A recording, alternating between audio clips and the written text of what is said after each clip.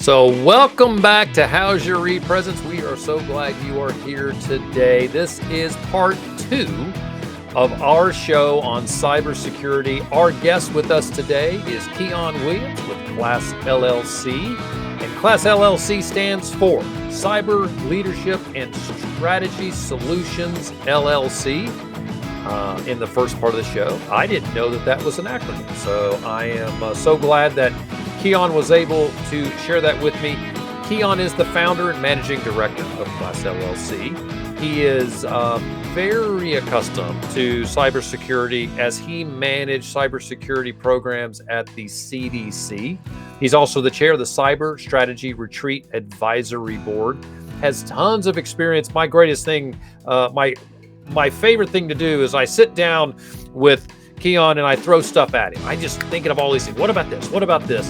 And in the first part of the show today, we talked about multi-factor authentication. You should go back and take a look at that. If you're listening to the podcast, go back to last week and catch the podcast from last week because he got into multi-factor authentication. We talked about what most people are doing wrong on cybersecurity and what is the number one cybersecurity concern. We also found out that Keyaan used to work at the Georgia World Congress Center and used to crawl through pipes like this big, maybe that big. Anyway, so you definitely want to go and check that out. We had a great conversation with him. Let's see if we can get him back on the screen. Where are you? Hey, there he is. Welcome back. It's good to be back. I am always so worried that when we take the break that my guest is going to leave, right? And I'm going to come back and say, oh no, they're gone. I got to riff for 30 minutes. Well, I could probably do that. But with you, I'm glad you're here. I'd like to remind all of our listeners, our viewers to do something. And that is, if you have a question, folks, throw it right there in the chat box. We'd love for you to share where you're watching this, where you're joining us from. If you've got a question, slap it right in the chat box, whatever platform you're on, and you could become the host of today's show. So we would love for that to happen. It gives me a little bit of a break, and that's always, I'm always looking for a break. I don't mind telling you. All right, Keyaan, you ready to get back into it? I was born ready. I love that. All right. So there's something you brought up with me in the past, which I thought was really interesting, and it was cybersecurity insurance. Is that something that a business should be thinking about when they're looking at data breaches and other security incidents? It's something that you want to think about, but it's not mandatory. What I would advise people is that if your business collects, stores, or handles confidential data like customer payments, credit card information, medical information, bank account information, you probably have more exposure than the average bear. Cyber insurance is going to be a good fit. Now, the caveat in all this conversation is that, in the first segment, and people hear it in the recording, if they're listening to the podcast, you might use a third-party provider like QuickBooks. QuickBooks has all that data. So as long as you're not downloading all of the account and bank information for all the customers as you're doing the transactions, that doesn't really mean that you have the data. The location of the data matters and the type of data matters. And those kind of work together to identify your exposure. I like to highlight something you just said. I mean, you're just flying at 30,000 feet. It's all in my brain. You're moving at 700 miles an hour. You just said do not download the data from QuickBooks, because that way it's not on my local server. So I could view it on my screen. And so if I get used to just using screen, that's better. But as soon as I put that data on my local servers, that's a risk. I've never thought about that before. Yeah, like I never download all my customer data. I'll download the contact information. I know who the contact is, who the company is. Generally when you're dealing with breach notification. So data breach by legal definition is unauthorized access or disclosure of personal information. Business contact information is not subject to breach laws. And so I'd have no problems if I'm only dealing with business contact information. Financial Got information it. exists in a different area, is subject to different regulations. And so if you download, like I know when I pay invoices in QuickBooks, I can add the account number and the routing number for the person that I'm paying. There's no reason for you to download that. And then QuickBooks has adequate security controls in place to protect it. So just leaving it where it is a Got good it. option. You know, if for some reason my QuickBooks account got deleted, having a backup of just the first name, last name, the role, and the email address for the customers that I need to work with is good for business continuity. But if I lost their data, you know, I could just call them up or send them an email and say, hey, I had an outage. I need to recreate the accounts payable database. Can you please, in a secure way, confirm the account number and the routing number when I'm making payments? And so being intentional about where sensitive data is a good tool to help you protect yourself. And that's not just my opinion, but even the Federal Trade Commission highlights that cyber insurance is one option that can protect your business against losses. Is not the only option. So Yeah. you do want to kind of think about what kind of data do I have and where is it located? And do I have adequate controls Got in it. place to protect it? Very interesting. I would have never thought about that before, about not download the data. And yeah, you can call clients, and they're honestly, I just sound like a operations nightmare to chase everybody down, right? But if you lose, here's something interesting. If QuickBooks loses my data, don't they have backup? They're backing up my data on their servers, aren't they? So if my data is lost, can't they recover it? I can't speak for what QuickBooks can or In can't theory? do, but just thinking about business continuity in general. So if we pull away from Yeah. technology and cybersecurity and we just look at emergency management, there were a ton of businesses that didn't come back after Hurricane Katrina, not because of the flood, but because they had no solution for backups. You know, I think I heard in the Huh. news this morning that Ida, because of how destructive she was, that name Ida has been retired as a hurricane because it's done Yeah. enough damage that we never have to hear from her again. Right. But a lot of businesses that were lost after Ida weren't lost because of the storm or because of the flooding.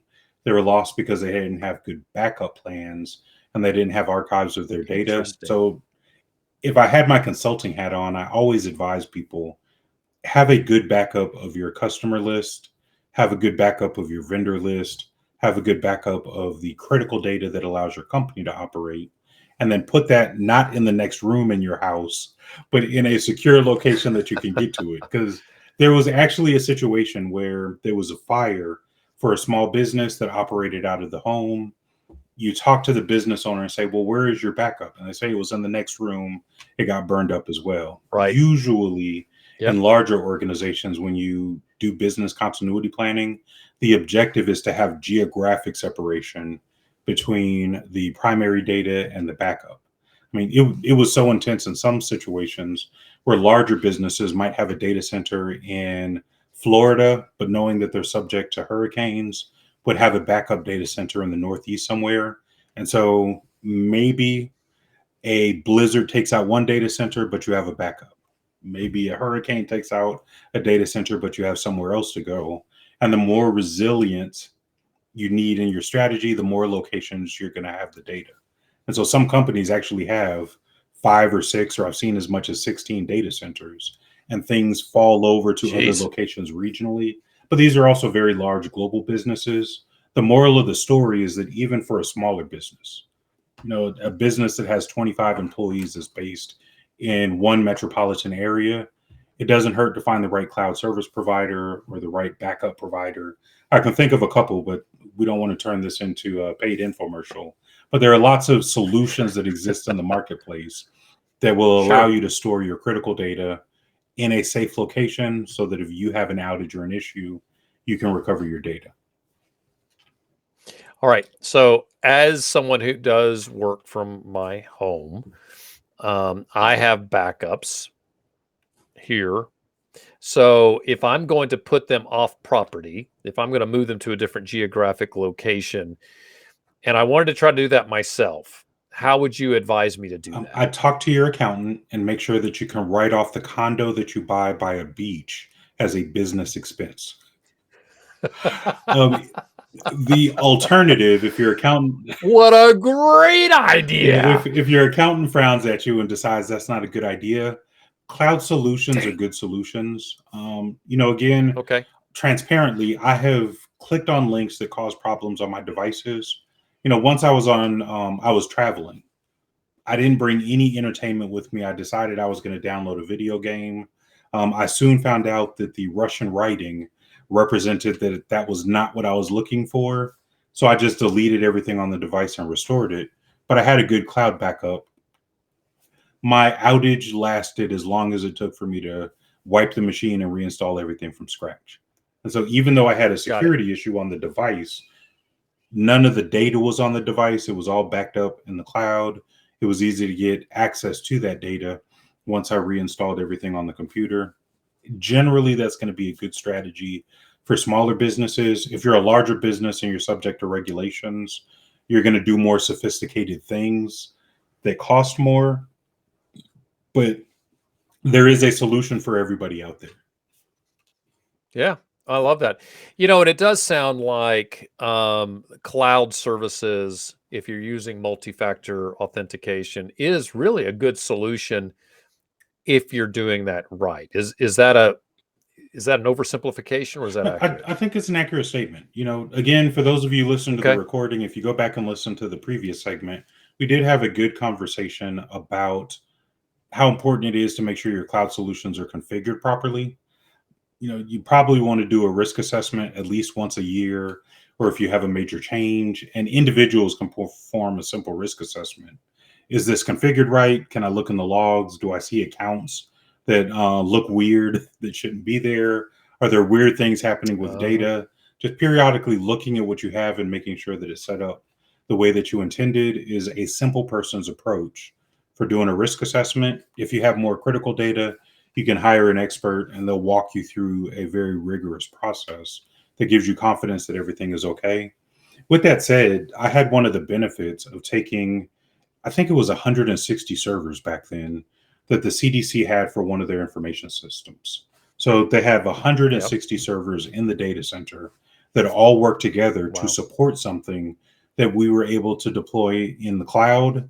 And in the cloud, it increased our connectivity because people globally could connect to the system instead of Sure. having to connect to the data center in Atlanta. It improved our resilience because if it goes down in one part of the cloud provider automatically failed it over to another region. And so there are a ton of benefits that come with using the cloud. I promote it, I advocate for it. I just say that my advocacy comes with a grain of caution, and you can't get lazy and assume that the cloud service provider is going to do all the security for you. What generally happens is that with cloud services, especially when you're dealing with cybersecurity, they have a concept known as a shared responsibility matrix. So the cloud service provider, whoever you choose to use, is going to say, I will be responsible for these things. Generally, the variable these things relates to the cloud infrastructure itself. They'll keep the servers patched, the Right. servers are updated. The underlying technology, the service provider will take care of. They expect you as the customer to manage access to the data that's in the cloud. They expect you as the customer to configure it properly, going back to our previous conversation about HubSpot. And Right. so you have a responsibility when you're using the cloud to set it up properly. But once it's set up properly, it adds a much more robust solution for security than most people could do for themselves in their companies for the same price that you're paying for a commodity service. Yeah. Well, that's impressive. All right, so folks, we're in the second part of our conversation with Keyaan Williams of CLASS LLC. And CLASS LLC, I'm pulling this up, is Cyber Leadership and Strategy Solutions LLC. So it's a wonderful acronym. If you have a question, you can just drop your question right in that comments box. We will be happy to serve that up to Keyaan to see if we can stump him. And that's what the goal is today. See if we can find a way to stump him. And I've got a question that's going to stump him. So what happens because of the war in Ukraine if the Russians attack a cloud service in the US? Is that something we should be worried about? Uh, if the Russians' target is a cloud service in the US and it's one of the major cloud services like Microsoft Yeah. or Google or Amazon, they're probably not going to be very Sure. successful. Those Huh. three, as the largest cloud service providers in the world, have very large security teams. I mean, their security teams go out and look for everything that could affect the business and their customers, and they provide responses and remediation in advance. Even for your smaller Okay. cloud service providers, where you get into products like your cloud-based CRM or your cloud-based accounting solutions, those companies generally are going to have a third-party certification for their security program. They have dedicated security teams. They're usually going to be pretty resilient to an attack. And so something like the war in Ukraine, when you think about Russian cyber attacks, it is more likely to affect an individual company. Not that Russia is looking for e-presence or CLASS-LLC to be a victim, but what is most likely to happen is that their attacks are indiscriminate and they just take a shotgun approach. You know, they load the buckshot into the Okay. barrel, they pull the trigger, and all the little BBs hit everything that they're going to hit. Most people are going to be able to reduce the likelihood that they have any problems based on those indiscriminate attacks by doing smart things like removing the administrative privileges, patching the systems, not clicking on every email that comes in, and having a little bit of discretion. And then if you want to be a little more advanced, say for instance that you don't do business with anybody in Russia, there are things that you can do in the configuration of your network technology to say, I'm just going to ignore all connections to my business from Russia. You know, if I'm a small business that operates primarily in Atlanta, yes, you could potentially lose customers by blocking everything outside Right. of Atlanta. The academic term is called geofencing. So, based on the geographic location, thinking about maps and geolocation, geofencing is going to set it up where you only allow traffic to come to your business from specific authorized locations. But Hmm. most businesses are not doing business with everybody in the world. They're like 230 something countries. If you count every country, Right.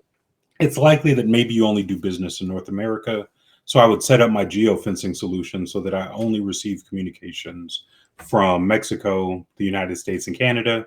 We block everybody else, but Interesting. maybe we have a contact us thing on our website that says, hey, if you're interested in doing business and you couldn't get through us via normal channels, this is the way that you send a note and we'll reach out to you. Those kinds of approaches with the geofencing and the discretion and just having good practices in place are going to make anything that happens in Russia be something to pray about because other people are going to be affected, but is also something Right. that you can ignore because it's probably not going to harm your business. Got it. Interesting. Good stuff. One of the ways that we've seen companies get impacted by rogue influences from Russia and other areas is ransomware. Can you do me two favors? Tell us, number one, what is ransomware, and what should I do if I'm affected either personally or in my business by ransomware attacks? So, ransomware, by academic definition, is a type of cyber attack that allows the criminal to encrypt your entire computer system and then you pay a ransom to get the key to unlock the encryption so you can get your data back. The issue with ransomware is that a portion of the time, even though you paid for the key doesn't work. Another issue that comes up is that the Oh, FBI says don't pay the ransom. And I spent a little bit of right. time with corporate attorneys. Um, I'd like to give a shameless plug for the Georgia Association of Corporate Counsel because they do great work and is some of the leading corporate attorneys in the state of Georgia. But the Association of Corporate Counsel nationally, and even at their chapters in Georgia and other states, usually your corporate attorney is going to say, we're not going to pay a ransom because we know in advance that the money that we're paying is being used to facilitate other crimes. And so when you look at the Right. big picture, it doesn't make sense to pay a ransom if I know in advance that the ransom is going to be used for human trafficking or for terrorism or for something else. And so the best response to ransomware is to avoid it. And so you've set me up for success. In the previous segment, I made a controversial statement. In this segment, I get to make another controversial statement. And it's a factual statement that ransomware is preventable. And so then the best response to ransomware is just to prevent it altogether. There are standards that talk about preventing it. The National Institute of Standards and Technology has a document called NIST Special Publication 1800-25, and it outlines in very specific technical detail all of the things that you can do to increase the resilience of the configuration of your technology and to prevent ransomware. And I don't want to bore people with technical talk, but technically, the only way for ransomware to work is if you can complete the encryption of the entire device. And so if you stop that encryption process, ransomware can't take place. You don't get the ransom demand. And so then it really just comes down to, I got it. Because you did go technical, and I want to go layman. You just said it has to encrypt the entire device. So if I see that I'm being hit by ransomware, can I just disconnect from the network and save the network? You probably can't do it fast enough. This is one of the cases where technology is going to help, but there are numerous technologies in the marketplace that when the bad guy tries to apply encryption to your device, the device automatically shuts down. It stops the ransomware process from working. I know a lot of people that use it in cloud services. So some of your cloud providers have that technology. They have consumer versions of it. And so I thank you for saving me from getting too technical. I'm really not a technical person. I didn't mean to stop you, but I was fascinated by that. What are one of the services, or what is the name of one of those services that'll help block ransomware like you've just described? PCmatic is a good solution, and I mention them because really? I know the owner and the founder of the company. They've been around for decades. It's not a fly-by-night company. They've been at this for a long time. And is that how you'd look for PCmatic on the screen? Is that spelled right? Yep, PCMATIC. PCmatic. Okay, good. So PCmatic, I've heard of that, and they did some really interesting marketing. I remember seeing them on, and they were little scare tactics, kind of, but little used car salesmen. But I remember it, so it worked. But so those guys are good. Yeah, and they're not the only ones, but it's a good starting place just because of their history. They've worked in multiple industries. They've been around for a long time. You always want to be cautious when you're selecting cutting edge technology. One thing that I'll leave the audience with, because I know that we're running out of time, most companies that say that they do artificial intelligence are either uninformed or they're lying to you. Either uninformed or they're lying. Yes, machine learning is an actual thing, and that's often what's happening. But if you look at the academic definition of artificial intelligence, that's really not what the solutions are doing. And so I tend not to buy things that tell me that it's doing artificial intelligence. They're really just doing some good analysis and then making informed decisions at the speed of technology rather than a person trying to figure out what's the best way to solve a problem. Got it. Interesting. All right, Keyaan, this has been very good. Great conversation. Thank you so much for joining us today and sharing all this cool stuff. I'm going to have to go back and take notes on stuff you said because there was so much there. Do me a favor. I know we did this in the first segment, but let everybody know, where can they track you down? What's the best place for people to find? I will respond to anybody who emails me. So Keyaan.williams@CLASS-LLC.com. People can learn a lot about the work that my team and I are doing. I'm not a technical or a technology company. CLASS-LLC is really more of a strategy, risk management, and governance company. So for those of you who are business people and want to have a good conversation, I look forward to having one in the future. I love it. I love it. Well, that's phenomenal. So we will put all that in the show notes here, but website class-llc.com, email Keyaan, Keyaan.Williams@class-llc.com. It's scrolling on the screen. I'll leave it up there through the end of the show. Keyaan, dude, thanks for joining us. This has been very interesting. I love kind of teasing out this stuff. You just scared the hell out of me, and so now I'm just not going to sleep tonight. So that's been that's really helpful. No, you can sleep soundly, because a lot of people, my last shameless plug before we close, CISA, the Department of Homeland Security, is exhausting every resource that they have to protect the nation and the businesses in it. We have great people at the Yeah. CISA region that includes Georgia. And for people that are elsewhere in the United States, they're really hardworking people that are just working on behalf of the nation to help us keep doing what we do so that they can keep doing what they're doing. Well, I love that. And, and as a matter of fact, I have a family member that is doing some work in the government. I'll tell you, they're throwing a lot of resources at this kind of work. Well, Keyaan, thanks for being with us, man. I so appreciate it. Hang out. I'd love to chat with you a little bit after the show, but I do appreciate you taking some time to chat with us today. Absolutely. Have a great day, all. Thank you for watching, whether it's live or later. So for the rest of you folks, thank you for joining us. I'm going to tell you what, I love always sitting and talking to Keyaan. As a matter of fact, he and I will run into each other and over breakfast, and I'm just throwing questions at him. It's almost like I interview him every single time I talk to him. Great guy. I hope you enjoyed that conversation as much as I did. Thank you for joining How's Your ePresence? This show is produced by ePresence, Social Media Solved.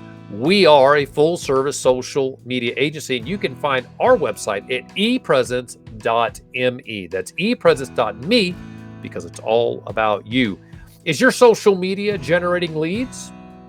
Does your social media management cost too much or take too much time? Well, that's where we can help you. We manage personal social media as well as company. We offer consulting and training. Recently, we added a very capable staff member in Lisa Cutter. Go check her out. She is an expert on the Facebook, Instagram side of things, as well as other spaces. So she and I complement each other very well, since I am a specialist on the LinkedIn side. By being a viewer of today's show, you should know that we offer you a discount on all that great stuff. All you got to do is go right to that link on the page, right on the screen there right now, e-pr.me/listener. Go there. You get a 5% discount on all of our services just by going to that website link and throwing your information there. Or you can certainly just go to our website, epresence.me. And we would love to have a conversation with you. How's Your ePresence is everywhere. We're on YouTube, LinkedIn, Twitter, and Facebook. Wherever you are, whatever channel that you're sitting on right now, we'd love for you to hit that subscribe button. That subscribe button will make sure you get notified when we go live, and you can join us and throw a question at any of our guests. If you like podcasts, you're welcome to add us to that podcast, your favorite podcast app that you've got. To find out where we are, which is everywhere, quite frankly, you can go to our website, epresence.me/podcast. epresence.me/podcast, and you can find all the locations that we're dropping our podcasts. Until next time, for my guest, Keyaan Williams, I am Mark Galvin. Thank you for watching How's Your ePresence?